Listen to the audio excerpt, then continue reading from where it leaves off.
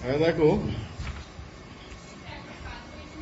এই যে প্রয়োগটা আছে, তিনের যে প্রয়োগটা 125 পাতার তিনের প্রয়োগ, তাতে বলা আছে একটা সমবাহু ত্রিভুজ বলা আছে এবিসি। সমবাহু ত্রিভুজের এবি এবং এবি, বিসি এবং এসি বাহু, তিনটে বাহুর মধ্যবিন্দু দেওয়া আছে পি কিউ আর।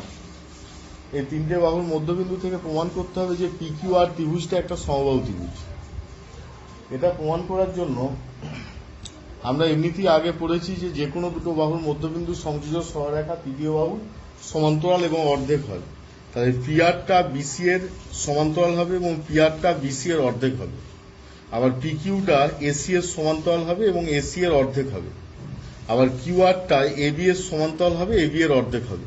যেহেতু এটা সমবাহু ত্রিভুজ এবি সমান বিসি সমান এসি, তাহলে হাফ অফ এবি সমান হাফ অফ এবি মানেই হচ্ছে কি কিউআর, হাফ অফ এবি মানেই কিউআর। আবার হাফ অফ বিসি মানেই পিআর, হাফ অফ এসি মানেই কি কিউআর। তা তিনটে সমান, যেহেতু এবি সমান বিসি সমান এসি, তাহলে পি কিউ সমান কিউআর সমান পিআর।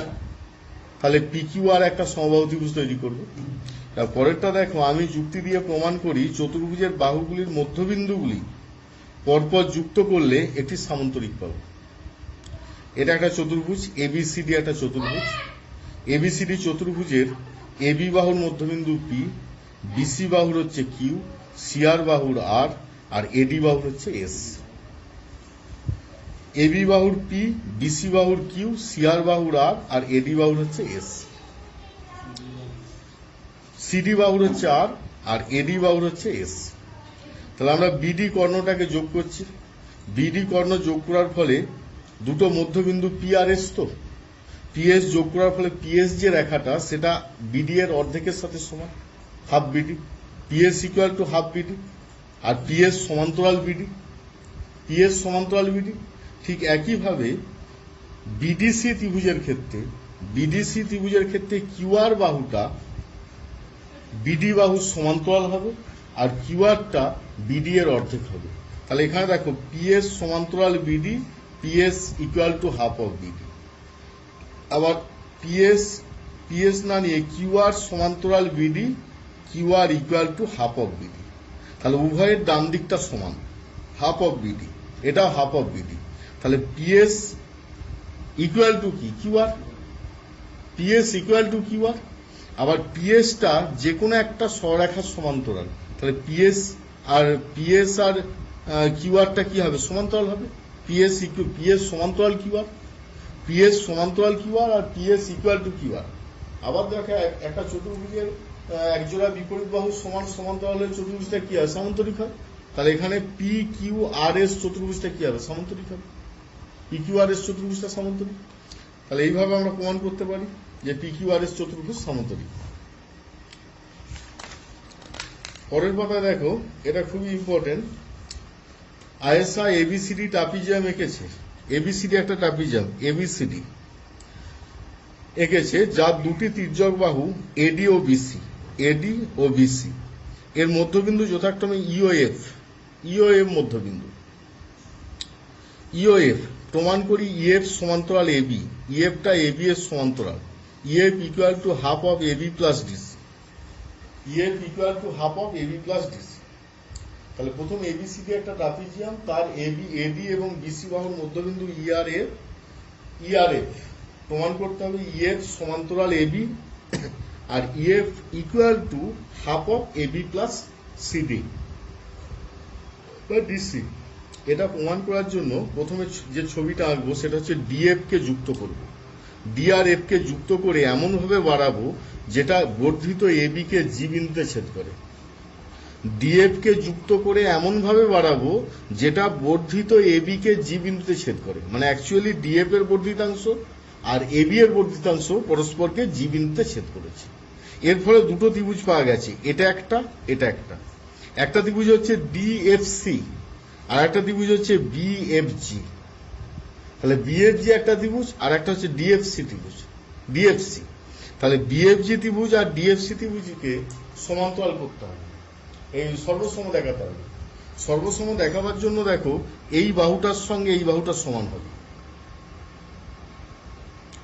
এই বাহুটার সাথে এই বাহুটা সমান হবে, আর কি এই বাহুটার সাথে এই বাহুটা সমান হবে। কারণ কি, এটা একটা ত্রিভুজ গঠন করছে, তো এ ডি জি একটা ত্রিভুজ গঠন করছে। তো ত্রিভুজের ইটা যদি মধ্যবিন্দু হয়, ইএফটা যদি এবি বাহুর সমান্তরাল হয়, ইএফটা যদি এবি বাহুর সমান্তরাল হয়, তাহলে ইএফটা এজি বাহুরও সমান্তরাল হবে।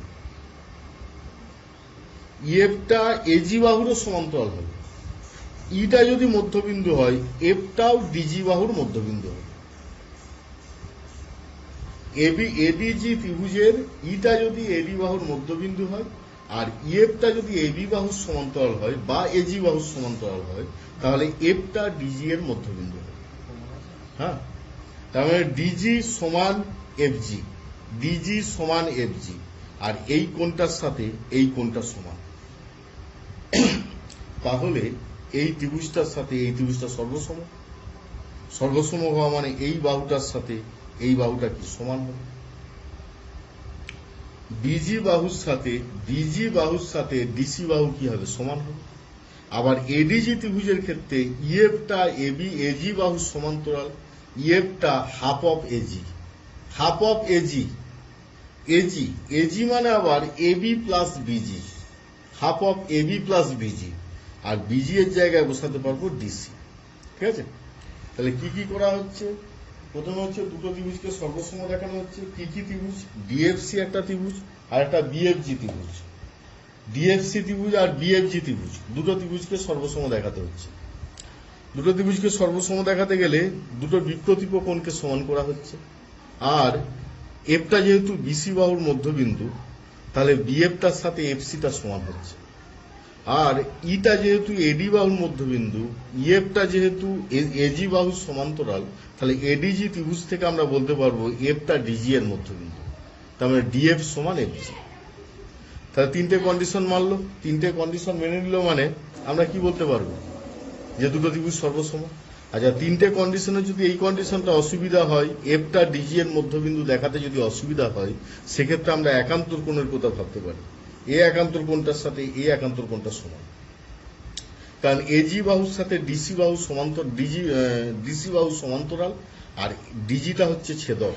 তাহলে এই একান্তর কোণটা সিডিএফ তার সাথে এফ জি বি, এই কোণটা সমান হবে। একান্তর কোণ সমান দেখিও আমরা সর্বসম প্রমাণ করতে পারি। তা দুটো ত্রিভুজ যদি সর্বসম হয়, তারা সব দিক থেকে সমান হবে। তাহলে বিজি এর সাথে ডিসিটা সমান হবে। আবার দেখ, ইএফটা এডিজি ত্রিভুজ অনুযায়ী ইএফটা এজি বাহুর কি অর্ধেক, এবং এজি বাহুর সমান্তরাল, half of AG. Half of AG মানে আমরা বলতে পারি এজি মানে এবি প্লাস কি বিজি, আর বিজি মানে হচ্ছে ডিসি, তার মানে half of AB plus DC. এবার উপপাদ্য 21 দেখো, 21 নম্বর উপপাদ্য নিচের দিকে আছে। এটা হয়তো কাগজ কেটে তৈরি করা যেত, যেমন আছে ওই অনুযায়ী তোমরা নিজেরা করবে হাতে কলমে। যেমন আছে ওই পাতাটি 126 পাতাতেই মাঝামাঝি দিকে হাতে কলমে যেটা আছে ওটা করবে নিজেরা। তা উপপাদ্যের মেন যে থিওরিটা আছে সেটা আমি একটু বলে দিচ্ছি। দেখো, যে কোনো ত্রিভুজের যে কোনো একটি বাহুর মধ্যবিন্দু দিয়ে অঙ্কিত দ্বিতীয় একটি বাহুর সমান্তরাল সরলরেখা তৃতীয় বাহুকে সমদ্বিখণ্ডিত করবে। ত্রিভুজের বাহুগুলি দ্বারা সমান্তরাল সরলরেখার খণ্ডিতাংশ দ্বিতীয় বাহুর অর্ধেক। মানে যে প্রবলেমটা আগে হচ্ছিল সেটা হচ্ছে এটা, যে কোনো ত্রিভুজের যে কোনো একটি বাহুর মধ্যবিন্দু দিয়ে অঙ্কিত তৃতীয় বাহুর সমান্তরাল সরলরেখা, তৃতীয় বাহুর সমান্তরাল সরলরেখা দ্বিতীয় বাহুকে মধ্যবিন্দুতে ছেদ করবে। আর কি, ত্রিভুজের বাহুগুলি দ্বারা সমান্তরাল সরলরেখার খণ্ডিতাংশ দ্বিতীয় বাহুর অর্ধেক হবে। দ্বিতীয় বাহুর অর্ধেক মানে ডিটা হাফ অফ বিসি হবে। আগেরটাই নয়, এটা চেঞ্জ আছে। এই যে একটা মধ্যবিন্দু নেওয়া হচ্ছে, আগেরটা দুটো মধ্যবিন্দু ধরে করা হয়েছিল, এটা হচ্ছে একটা মধ্যবিন্দু দেওয়া আছে। এবিসি ছবি এক, এবিসি ত্রিভুজের এবি বাহুর মধ্যবিন্দু ডি দিয়ে, এই যে ডি বিন্দু দিয়ে বিসি এর সমান্তরাল সরলরেখা ডি, বিসি বাহুর সমান্তরাল সরলরেখা ডি অঙ্কন করা হলো। এসি বাহুকে ই বিন্দুতে ছেদ করবো, এসি বাহুকে ই বিন্দুতে ছেদ করবো। তাহলে বিসি এর সমান্তরাল ডি টানা হলো, এসি বাহুকে ই বিন্দুতে ছেদ করলো, এসি বাহুকে। তাহলে এই সমান সি, এই সমান সি, এই বাহুটার সাথে এই বাহুটার সমান, সমান্তরাল যেহেতু টানা হয়েছে। এই সমান সি প্রমাণ করতে হবে, এই সমান সি প্রমাণ করতে হবে, আর ডিটা হাফ অফ বিসি এর সাথে সমান।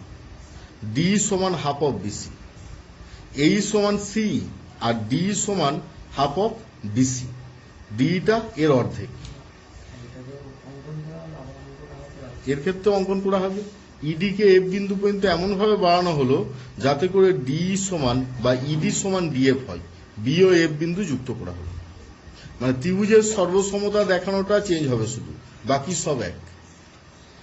ত্রিভুজের সর্বসমতা দেখানোটা চেঞ্জ হবে, বাকি সব এক। তাহলে এই ত্রিভুজটা এডিই ত্রিভুজ আর বিডিএফ ত্রিভুজ, এই দুটো ত্রিভুজকে ধরতে হবে। এই দুটো ত্রিভুজের ক্ষেত্রে এই বিপ্রতীপ কোণের সাথে এই কোণ সমান হবে, এই বাহুর সাথে এই বাহু সমান হবে, এই বাহুর সাথে এই বাহু সমান হবে। আর কি দেখাতে হবে? এডি সমান বিডি, এডি সমান বিডি, এডিই সমান বিডিএফ, আর কি ডি সমান ডিএফ। এই বাহুটার সাথে এই বাহুটা ধরা হয়েছে অঙ্কন অনুযায়ী। অঙ্কন অনুযায়ী ডি সমান এফডি বা ডিএফ। তাহলে কি দুটো বাহু একটা কোণ অনুযায়ী এই ত্রিভুজটার সাথে এই ত্রিভুজটা সর্বসম? দুটো ত্রিভুজ সর্বসম। সর্বসম হওয়ার জন্য তারা সব দিক থেকে সমান হবে। তাহলে সর্বসম হওয়ায় এই সমান বিএফ হবে, এই বাহুর সাথে এই বাহু সমান হবে, এই সমান বিএফ। আবার ডিএই কোণটার সাথে ডিএই এই কোণটার সাথে এই কোণটা সমান হবে। তার মানে এই বাহুর সাথে এই বাহু সমান্তরাল হবে। ডিএই এই একান্তর কোণটার সাথে এই একান্তর কোণটা সমান, তাহলে এই বাহুর সাথে বিএফ বাহু সমান্তরাল, তাহলে বিএফ বাহুটা এসি বাহু সমান্তরাল। ঠিক একইভাবে বিএফটা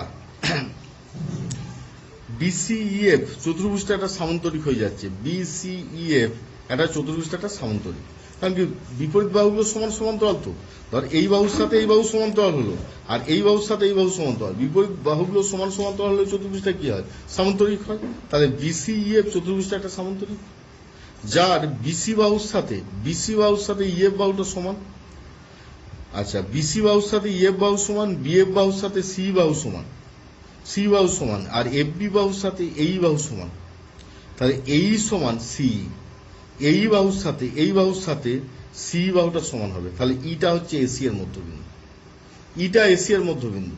আর ই এসি এর মধ্যবিন্দু হওয়ার জন্য এর থেকে বলতে পারবো যে ডিটা হাফ বিসি, কারণ আগেই পেয়েছি ডিটা হচ্ছে ইএফ এর মধ্যবিন্দু, আর এটা এর সমান্তরাল এবং এটা এর সমান।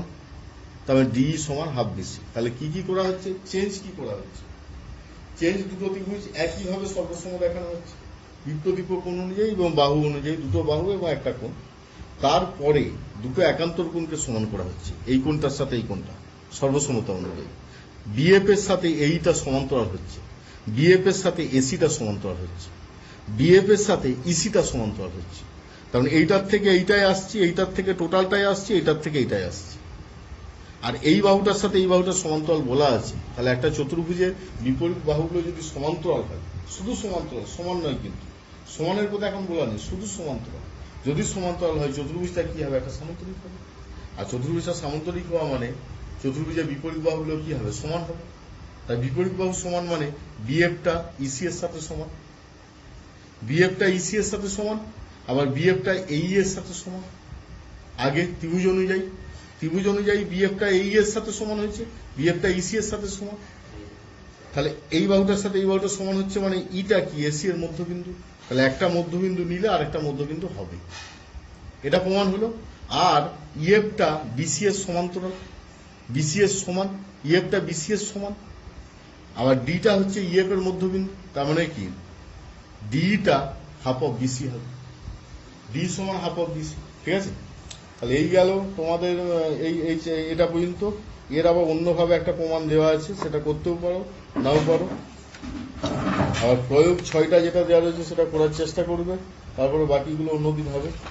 বাকি যে 128 পাতা যা রয়েছে সেগুলো অন্যদিন হবে এবং অনুশীলনী সব।